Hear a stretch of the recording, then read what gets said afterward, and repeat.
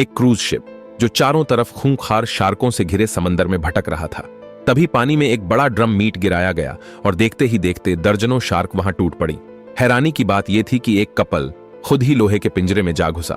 इरादा था शार्क्स के साथ पानी के अंदर क्लोज इंटरेक्शन करने का। वाकई में इंसान को कभी ज्यादा पेट भर के नहीं खाना चाहिए। इस इंसान शार्क डांस का रोमांचक अनुभव लेने के बाद वो कपल जैसे ही ऊपर आया तो माहौल अचानक बदल गया। नाव का कप्तान अचानक एक चीज निकालता है और लड़का वहीं समंदर में दम तोड़ देता है। लड़की के लिए तो जैसे और भी भयानक किस्मत इंतजार कर रही थी। अब कैमरा घूमता है समंदर के किनारे की तरफ, जहां हमारी हीरोइन एली एक फ्री स्पिरिटेड स्पोर्ट्स लवर है। उसी दिन समुद्र तट पर उसकी मुलाकात होती है जैसन नाम के हैंडसम लड़के से और दोनों एक प्यारी सी रात साथ बिताते हैं। सुबह अभी हुई भी नहीं थी कि एली चुपचाप वहां से निकल जाती है। उसके लिए प्यार वैसा ही था जैसे लहरें जो आती हैं और चली जाती हैं, बिना किसी किनारे से बंधे। सुबह के 4 बजे का वक्त समुद्र तट सुनसान पड़ा था। एली सर्फिंग की तैयारी कर रही थी। तभी एक अजनबी जो खुद को मार्क कहता है अचानक सामने आ खड़ा होता है। एली को वो बस एक बोरिंग टाइप का लड़का लगता है और वो जैसन का भेजा हुआ मैसेज देखने लगती है। तभी उसके सिर पर अचानक एक प्लास्टिक बैग डाल दिया जाता है। आधे मिनट की जद्दोजहद के बाद दम घुटने से एली बेहोश हो जाती है और जैसे कि ये काफी नहीं था, मार्क अपनी जेब से एक इंजेक्शन भी निकालता है ताकि वो फिर से होश में ना आ सके। अब एली पूरी तरह बेहोश है, उसके हाथ पैर बंधे हैं और उसे खींचते हुए एक बार फिर उसी क्रूज शिप पर लाया गया है। कितना वक्त बीत चुका था पता नहीं, लेकिन जब एली को होश आता है तो उसका मुंह टेप से चिपका हुआ है, बायां हाथ हथकड़ी से लोहे के बिस्तर में जकड़ा हुआ है और उसी कमरे में एक और लड़की बंदी है। वही लड़की जो शुरू में शार्क्स के साथ पानी में उतरी थी। उसकी आंखों में अब बस मायूसी थी, क्योंकि अब दोनों एक बार फिर समंदर के बीचों बीच हैं और यहां से भाग निकलना अब सिर्फ एक सपना है। एली जो हमेशा से ही बाहर निकलकर दुनिया का सामना करती आई थी, वो इतनी आसानी से हार मानने वालों में से नहीं थी। उसने हथकड़ी से खुद को छुड़ाने की कोशिश शुरू की। तभी उसकी नजर दीवार पर खुदे कुछ नामों पर पड़ी। वो सब लड़कियां थीं। एली को समझ में आ गया कि वो पहली शिकार नहीं है। उसने खुद को शांत रखने की कोशिश की। तभी उसकी नजर पास में बंधी लड़की अन्ना के स्विम सूट पर पड़ी। उसी पल उसमें एक उम्मीद की चिंगारी जल उठी। एली ने अन्ना से इशारे में कहा कि कपड़े उसकी ओर फेंके। अन्ना ने जैसे ही कपड़े फेंके, एली ने अंदर छिपी स्टील की वायर निकाल ली और उसे हथकड़ी खोलने के लिए इस्तेमाल करने लगी। मगर तभी अचानक दरवाजा खुला। दोनों लड़कियां झटपट बेडशीट से अपने हरकतों के सबूत छुपा लेती हैं। अंदर आता है वही अपहरणकर्ता मार्क। इस बार उसके हाथ में खाने पीने का सामान है। लड़कियां सोचती हैं कि किसी भी तरह से उसे जल्दी टाल देना है। उन्होंने उसके दिए हुए पेपर कप लिए और बिना सोचे समझे उसमें की ड्रिंक पी ली, क्योंकि ये सोचने की फुर्सत नहीं थी कि आज अचानक ये दरियादिली क्यों। मार्क के जाते ही एली ने दोबारा स्टील वायर से हथकड़ी खोलने की कोशिश शुरू कर दी, मगर कुछ ही पल बीते थे कि अचानक उसे चक्कर जैसा महसूस होने लगा और अन्ना तो सीधा बेहोश ही हो गई। एली समझ चुकी थी ड्रिंक में नशे की दवा थी। तभी मार्क फिर से अंदर आया। इस बार उसके चेहरे पर एक बेहुदा सी मुस्कान थी। उसने एली की ओर देखा और जो स्टील वायर उसने छुपा रखी थी वो उसकी नजर में आ चुकी थी। अब उसकी मुस्कान और भी ज्यादा डरावनी हो चुकी थी। जब एली को दोबारा होश आया, वो एक चेयर से बंधी हुई थी, ठीक क्रूज के डेक पर। ऊपर तेज लाइट्स जल चुकी थीं और सामने मार्क एक कैमरा सेट कर रहा था, मानो कोई शो शुरू होने वाला हो। तभी समुद्र की सतह पर हलचल हुई, जैसे किसी बड़ी मछली की मौजूदगी हो। मार्क अब अन्ना के पास गया और उसके बालों की एक लट चाकू से काट ली। इससे साफ हो गया अन्ना ही इस खास शो की हीरोइन है। में एक गहरी आशंका उठी। तभी मार्क कंट्रोल पैनल पर गया और एक बटन दबा दिया।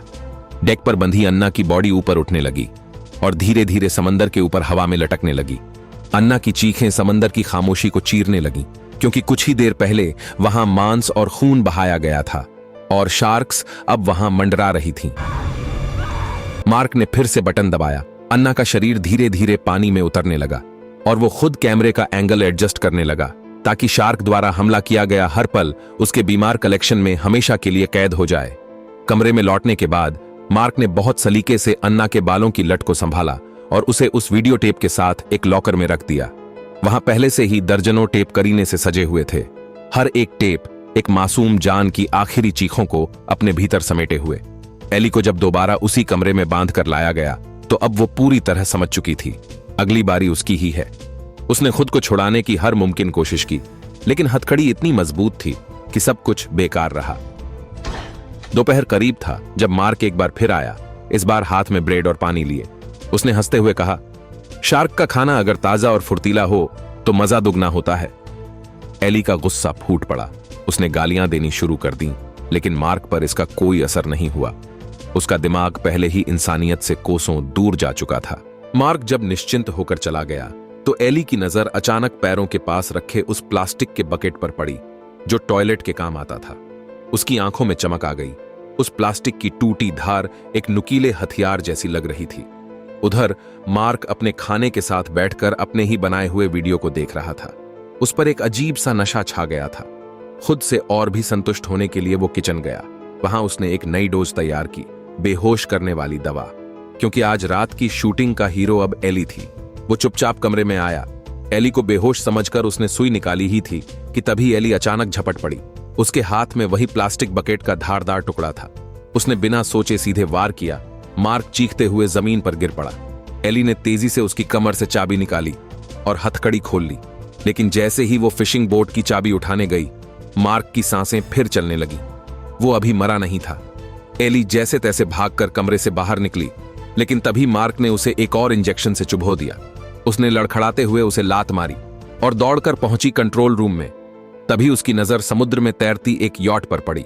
उम्मीद की एक किरण जगी। वो दौड़कर डेक पर पहुंची और चिल्लाकर मदद मांगने लगी। पर मार्क फिर से उसके पीछे आ गया था। इस बार उसके हाथ में चमकता हुआ एक चाकू था। एली डर के मारे पीछे हटने लगी। उसने खुद को बचाने के लिए कैमरा स्टैंड उठाना चाहा, लेकिन मार्क ने उसे छूने भी नहीं दिया, क्योंकि वो कैमरा उसके लिए बेहद कीमती था। तभी एली ने एक फैसला लिया।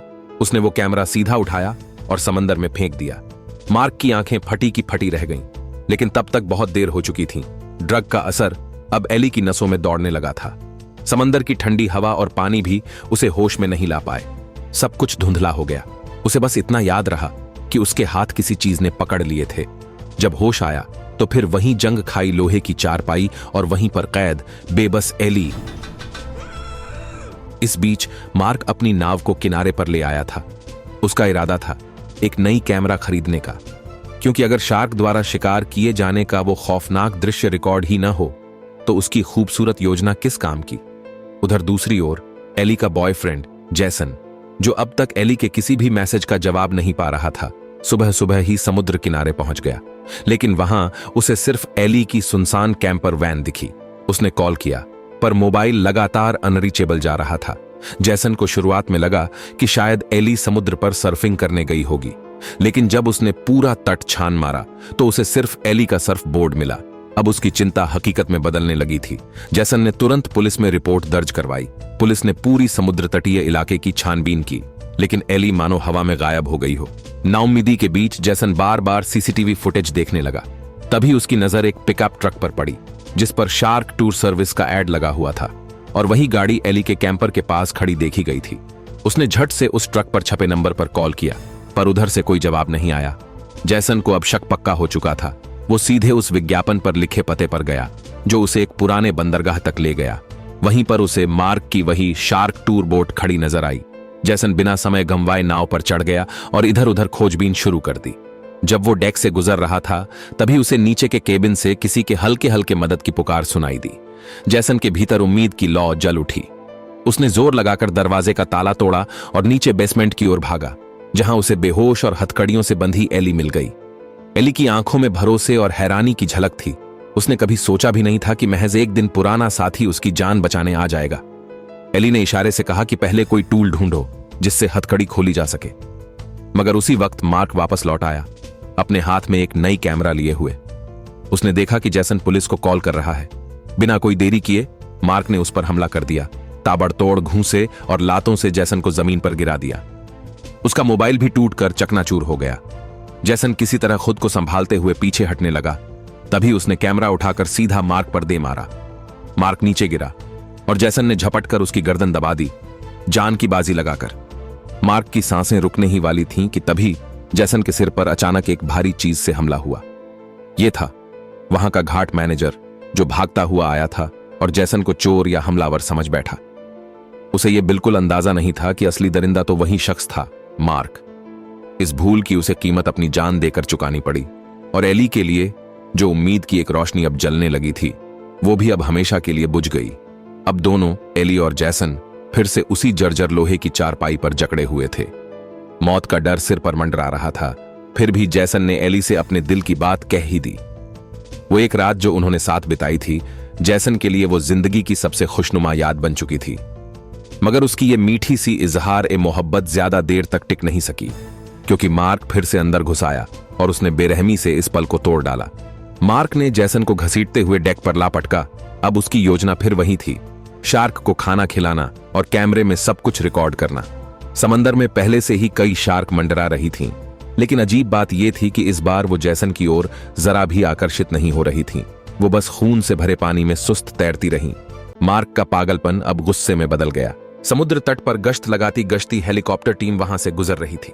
मार्क ने तुरंत स्टॉप बटन दबाया, शूटिंग रोक दी गई और जल्दबाजी में दोनों को वापस कमरे में डालकर दरवाजा बंद कर दिया। कमरे में एली ने देखा कि जैसन अब भी किसी तरह सांसें ले रहा था, लेकिन चेहरा एकदम पीला पड़ चुका था। आखिरी खतरनाक फैसला लिया। उसने ठान लिया वो अपनी हथकड़ी तोड़ने के लिए अपना अंगूठा ही तोड़ डालेगी। उसने पूरी ताकत से अपने अंगूठे को मरोड़ा। दर्द ऐसा जैसे नस नस फट रही हो, लेकिन कई बार कोशिश के बाद भी हथकड़ी नहीं खुली। शाम होने लगी थी और तभी मार्क खाना लेकर फिर कमरे में आया। एली ने अपने दर्द को छुपाया, चेहरे पर कोई भाव नहीं आने दिया, बस उसके तानों को चुपचाप सुनती रही। जैसे ही वो गया, एली का चेहरा तड़प से विकृत हो गया। उसे पता था अब वक्त बहुत कम है। कांपते हाथों से उसने अपना बायां हाथ उठाया और अंगूठा मुंह में डाल लिया। रात गहराने लगी और मार्क एक बार फिर कमरे में आया, लेकिन इस बार बिस्तर पर उसे मिला सिर्फ एक कटा हुआ अंगूठा। वो कुछ समझ पाता इससे पहले ही एली ने दरवाजे के पीछे से झपट कर उसे धक्का दिया और कमरे का दरवाजा बाहर से बंद कर दिया। अब मार्क खुद अपने ही जाल में फंस गया था। एली लड़खड़ाते हुए कंट्रोल रूम की ओर भागी, इंजन स्टार्ट कर नाव किनारे ले जाने की कोशिश करने लगी, मगर तब तक मार्क खिड़की तोड़कर बाहर निकल चुका था और उसने सबसे पहले इंजन की वायर काट डाली। अंधेरा फिर से नाव पर छा गया। कंट्रोल रूम की खिड़की से एली ने देखा दूर समुद्र किनारे कोई पार्टी चल रही है। रोशनी और संगीत वहां तक आ रहे थे। उसने फौरन सिग्नल फ्लेयर ढूंढना शुरू किया, लेकिन अब तक मार्क उसके पीछे आ पहुंचा था। एली ने बिना एक पल गंवाए सिग्नल फ्लेयर दाग दी। इसी का फायदा उठाकर एली कंट्रोल रूम से बाहर भागी और मार्क को अंदर बंद कर दिया। वो शीशा तोड़कर डेक पर चढ़ने की कोशिश करने लगी, मगर तभी मार्क फिर से दरवाजा तोड़कर बाहर निकल आया और एली को पकड़कर वापस नीचे खींच लिया। जिंदगी और मौत के इस आखिरी मोड़ पर एली के भीतर एक जबरदस्त ताकत जाग उठी। उसने जमीन पर गिरी सब्जी काटने वाली धारदार चाकू को उठाया और सीधा मार्क के हाथ में घोंप दिया। मार्क दर्द से चीखा और इसी मौके का फायदा उठाकर एली वहां से भागी। वो दौड़ती हुई डेक से कूद गई और काले समंदर में समा गई। उसका इरादा था किसी भी तरह तैरकर किनारे उस पार्टी तक पहुंचना जहां शायद कोई उसकी चीख सुन ले। शरीर जख्मी था, मगर हिम्मत अब भी बाकी थी।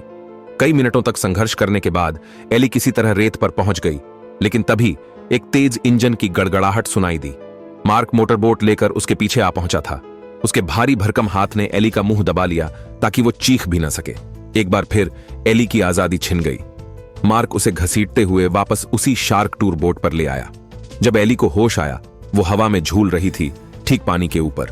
नीचे समुद्र का स्याह गड्ढा और सामने खड़ा जैसन, जिसकी आंखों में डर और बेबसी साफ झलक रही थी। अब की बार मार्क तय कर चुका था, इस सब की शुरुआत एली से ही होगी। वो जैसे कोई पागल निर्देशक बन गया हो, कैमरा सेट करते हुए जैसन को बताने लगा कैसे शार्क शिकार करती है, कैसे वो लहू की बू से पागल हो जाती हैं। उसने बटन दबाया, एली की रस्सी ढीली होने लगी और उसका शरीर धीरे धीरे समंदर की ओर लटकने लगा। समंदर के नीचे एक विशालकाय शार्क पहले ही मंडरा रही थी। खून की गंध उसे खींच लाई थी। मार्क बेतहाशा कैमरा सेट करने लगा। उसे डर था कि कहीं कोई भी पल छूट न जाए, लेकिन तभी चौंकाने वाली बात हुई। शार्क ने एली पर हमला नहीं किया, वो बस पानी में मंडराई और नीचे उतर गई। मार्क का गुस्सा अब चरम पर था। उसने एक मछली मारने वाला बर्छी उठाया और उसे झुलाते हुए मारने चला, लेकिन लहरों की उछाल में उसका हाथ फिसल गया और बर्छी पानी में गिर पड़ी। उसी पल एली ने फुर्ती से उस बर्छी को पकड़ लिया। अब वो हथियार से लैस थी। शार्क नीचे जा चुकी थी और एली को एक मौका मिला। उसने बर्छी को रस्सी में फंसाया और खुद को ऊपर खींचने लगी। मार्क अब और भी रोमांचित हो उठा। उसे ये लाइफ एंड डेथ स्ट्रगल बहुत पसंद था। वो कैमरा झूम करके रिकॉर्ड करने लगा, मानो किसी डॉक्यूमेंट्री का क्लाइमैक्स शूट हो रहा हो। लेकिन आखिरकार एली थककर वापस पानी में गिर पड़ी। शुक्र ये था कि गिरते वक्त रस्सी उसके हाथ से छूट गई और वो आजाद हो गई। अब सामने से धीरे धीरे वही शार्क लौट रही थी। एली ने अपनी सांसें रोकीं, अपने जख्म को दबाकर खून बहने से रोका। कुछ सेकंड तक शार्क उसके सामने रुकी रही और फिर चुपचाप दूसरी दिशा में चली गई। बोट पर खड़ा मार्क हैरान था। समुद्र में न खून का छींटा न संघर्ष, कैमरा बिल्कुल खाली था।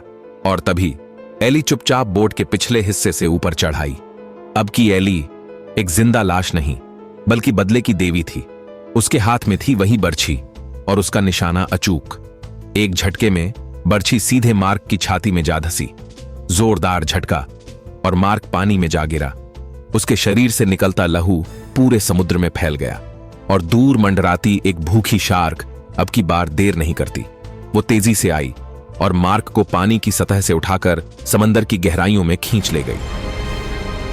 मार्क की आखिरी चीख उसकी खुद की कैमरा में हमेशा के लिए कैद हो चुकी थी। उसका फिल्मी जुनून उसी के आखिरी दृश्य के साथ खत्म हो गया। लेकिन जब एली और जैसन को लगा कि अब सब खत्म हो चुका है, तभी एक झटका लगा। वो बर्छी जो मार्क को मारी गई थी, उसकी रस्सी अब भी एली के हाथ में लिपटी थी। और तभी रस्सी अचानक खींच गई और एली एक बार फिर समंदर की गहराइयों में खींच ली गई। जेसन उसे बचाना चाहता था, मगर वो चाहकर भी कुछ नहीं कर सका। लेकिन एली की जिंदगी की जिद भी कमाल की थी। उसने खुद को उस खींचती हुई रस्सी से आजाद कर लिया और वापस जहाज के डेक पर आ गई। उसने बिना समय गंवाए एक सिग्नल फ्लेयर जलाया। कुछ ही देर में एक यॉट नाव धीरे धीरे उनके पास आ लगी। एली और जेसन ने बहुत मुश्किलों का सामना किया, मगर आखिरकार उन्हें बचा लिया गया।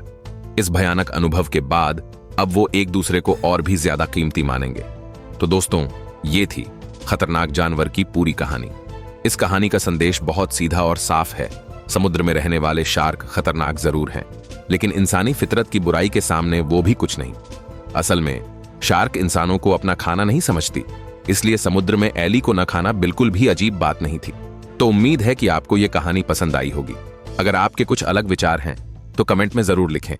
हम मिलते हैं अगली कहानी में। तब तक के लिए अलविदा।